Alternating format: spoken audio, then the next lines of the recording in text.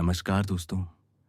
आप सुन रहे हैं एक पॉडकास्ट जहां हम इतिहास के उन कोनों में झांकते हैं जहां ज्ञान के साथ साथ साजिशें भी छिपी होती हैं। मैं हूं आपका होस्ट राजीव, जो अंकेश कुमार मौर्य के लिए काम करता हूं और उनके रिसर्च पेपर्स को अपनी आवाज देता हूं।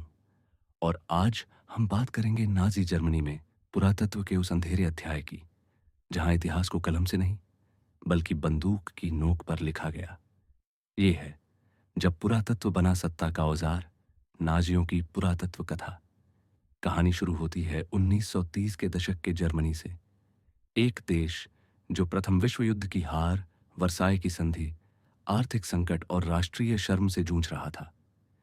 ऐसे में नाजी पार्टी उभरती है और एडोल्फ हिटलर के नेतृत्व में जर्मनी में सत्ता हासिल करती है।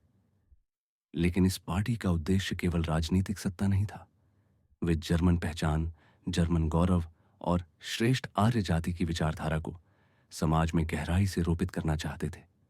और इसके लिए उन्होंने एक अप्रत्याशित औजार चुना, पुरातत्व।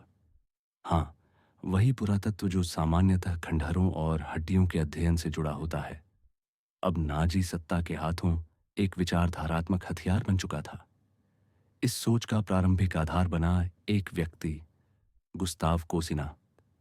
एक भाषाविद से प्रागैतिहासिक पुरातत्ववेत्ता बने कोसिना ने कल्चर क्रीज सिद्धांत प्रस्तुत किया, जिसके अनुसार किसी क्षेत्र की भौतिक संस्कृति, टूल्स, पॉटरी, वेपन्स से वहां की जातीयता तय की जा सकती थी।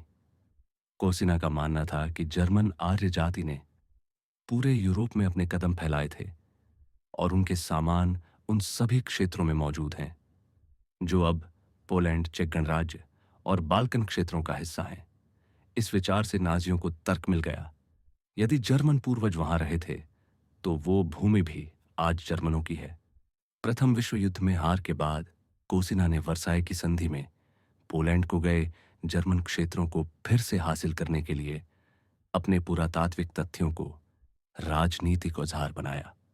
दुर्भाग्य से उस समय के कई जर्मन पुरातत्वविदों ने या तो चुप्पी साध ली या फिर सक्रिय रूप से इस राजनीतिक पुरातत्व का समर्थन किया।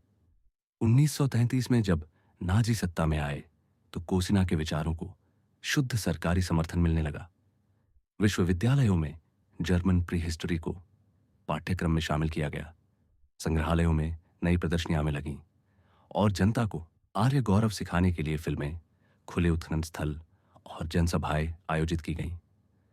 इस सब का लक्ष्य था एक ऐसा जर्मन समाज बनाना जो अपने गौरवशाली प्राचीन पूर्वजों पर गर्व करे और आज के नाजी शासन को उनका सही उत्तराधिकारी माने।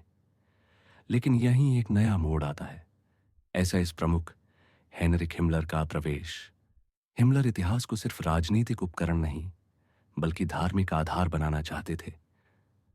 उन्होंने 1937 में आनेनर्बे नामक संस्था बनाई, जिसका उद्देश्य था प्राचीन जर्मन सांस्कृतिक अवशेषों की खोज, शोध, प्रकाशन और प्रचार। हिमलर का मानना था कि एसएस सैनिकों को उनके शुद्ध जर्मन रक्त के अनुसार पुरातत्व द्वारा प्रशिक्षित करना चाहिए। हर एसएस स्टैंडार्डे के पास खुदाई होना चाहिए ताकि सैनिकों को बताया जा सके कि वे महान आर्य पूर्वजों की संतान हैं। आनेनर्बे ने न केवल यूरोप के विभिन्न हिस्सों में खुदाई करवाई बल्कि हिमलर के आदेश पर हिमालय और तिब्बत में भी वैदिक आर्यों के प्रमाण खोजने के अभियान शुरू किए। यह सब दिखाता है कि नाजियों के लिए इतिहास का कोई वैज्ञानिक आधार नहीं था। उनके लिए पुरातत्व एक कहानी कहने का माध्यम था, चाहे वह झूठ पर आधारित ही क्यों ना हो। उदाहरण के लिए पोलैंड के बिस्कुपिन स्थल की खुदाई, जहां पुरानी स्लाव सभ्यता के अवशेष मिले थे।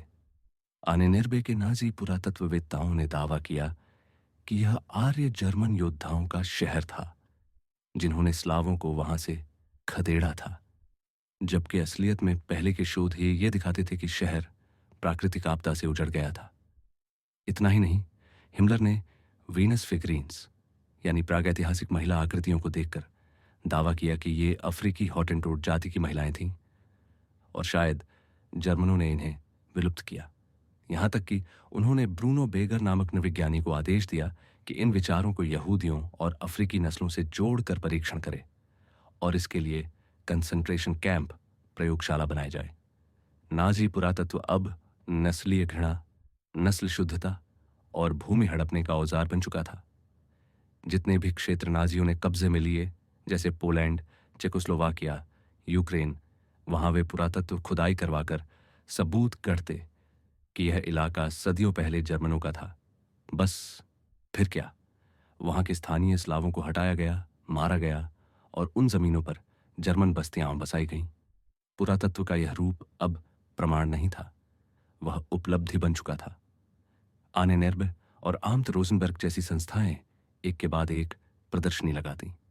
बच्चों की पाठ्यपुस्तकों में नाजी इतिहास घुसाया जाता और स्कूलों में जर्मन खून की शुद्धता पढ़ाई जाती। स्कूल के बच्चे यह सीखते कि ग्रीक, रोमन, हित्ती और यहां तक कि भारतीय सभ्यताओं का मूल जर्मन आर्य थे। यहां तक कि हिमलर ने एक्सटर्नस्टेन नामक एक स्थल को एसएस का तीर्थ स्थल घोषित कर दिया और वहां यात्राएं आयोजित होने लगीं।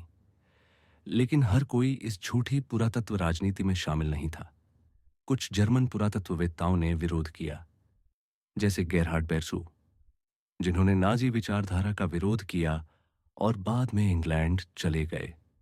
वहीं के.एच. जैकोब फ्रीसन जैसे विद्वानों ने खुलेआम चेतावनी दी कि नस्लवाद और राष्ट्रवाद के लिए पुरातत्व का दुरुपयोग जर्मन अकादमिक सम्मान को नष्ट कर देगा।